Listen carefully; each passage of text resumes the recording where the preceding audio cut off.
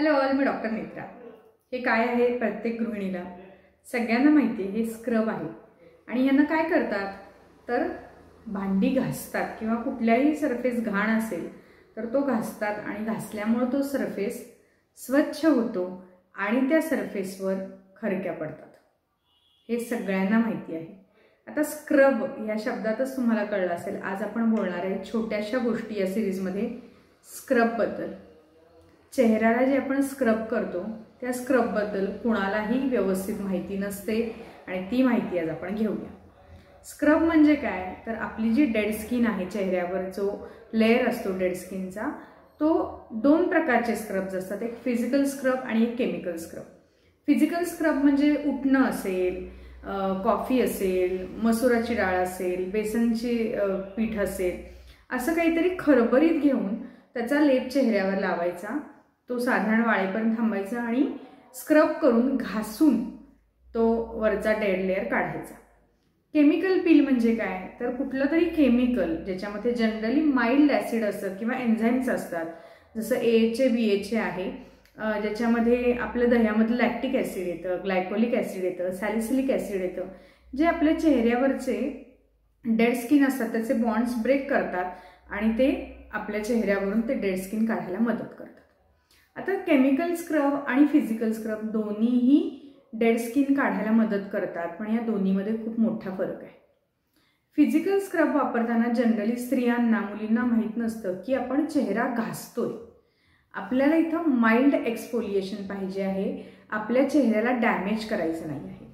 आणि जेव्हा आपण तो फेस मास्क खूप कोरडा वाळवतो तेव्हा आपल्या चेहऱ्यातलं ऑइल त्याच्यामध्ये ॲब्सॉर्ब होतं आणि जेव्हा आपण खूप जास्त घासून तो चेहरा स्वच्छ करायला जातो तेव्हा त्याच्यामध्ये मायक्रो टिअर्स होतात, म्हणजे छोट्या छोट्या न दिसणाऱ्या जखमा होतात।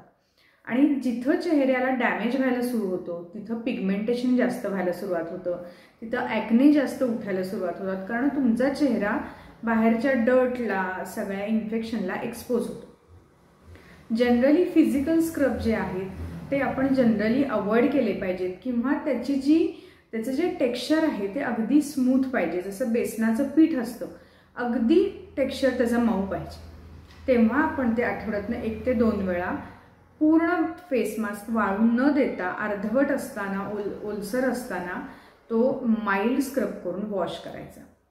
केमिकल स्क्रबच्या बाबतीत तुम्ही हे जे स्क्रब्स आहेत ते तुम्हाला वेगवेगळ्या प्रोडक्टमध्ये किंवा अगदी दह्यामध्ये किंवा वेगवेगळी जी फळं असतात पपईसारखी त्याच्यामध्ये एन्झाईम्स असतात त्याच्या मदतीनं तुम्ही तुमची स्किन एक्सफोलिएट करू शकता। आता जे फिजिकल स्क्रब आहे ते फिजिकल स्क्रब कुणी वापरू नये तर ज्यांची त्वचा खूप कोरडी आहे किंवा ज्यांची त्वचा सेन्सिटिव्ह आहे किंवा ज्यांची त्वचा ॲक्ने प्रोन आहे, म्हणजे जिथं लगेच ॲक्ने कुठल्याही गोष्टीनं लगेच चेहऱ्यावर येतात, अशा लोकांनी फिजिकल स्क्रब वापरू नये। अशा लोकांनी, अशा मुलींनी डॉक्टरांना विचारून माइल्ड केमिकल स्क्रब वापरावे, ज्याच्यामुळे डेड स्किनवरची सहजपणे निघून जाते आणि चेहऱ्याला फारसा काही डॅमेज होत नाही। स्क्रब केल्याचे फायदे काय आहेत तर फर्स्ट मी जसं सांगते तसं डेड स्किन निघते, त्याच्यामुळं चेहरा तजेलदार दिसतो, चेहरा ग्लो करतो, चेहऱ्याला एक नवीन चकाकी येते आणि बिल्टअप होत नाही, चेहऱ्यावर एक थिकनेस राहत नाही, चेहरा असा सतेज आणि आपण जी तुकतुकीत त्वचा म्हणतो त्या पद्धतीची त्वचा राहते। नेहमी लक्षात ठेवा की कोणत्याही प्रकारचं तुम्ही जर स्क्रब वापरत असाल तर ते मॅक्झिमम आठवड्यातनं 2 वेळापेक्षा जास्त वापरू नका।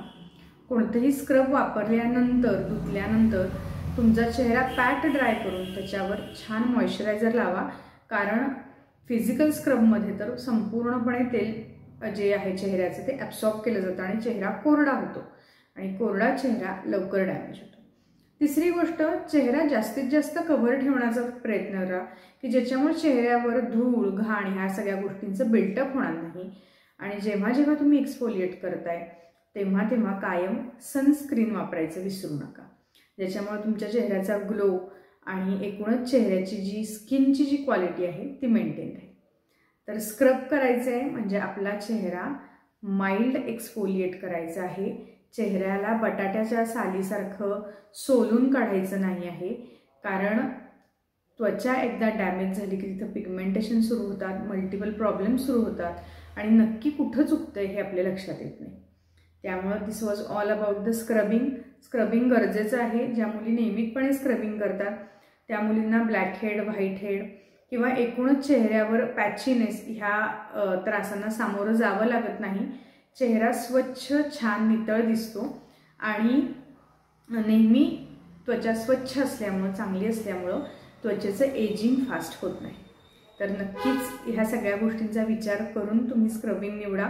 फिजिकल असेल किंवा केमिकल असेल तर योग्य विचार करून त्याचा वापर करा आणि तुमचा चेहरा अजून सतेज बनेल. तोपर्यंत काळजी घ्या. बाय.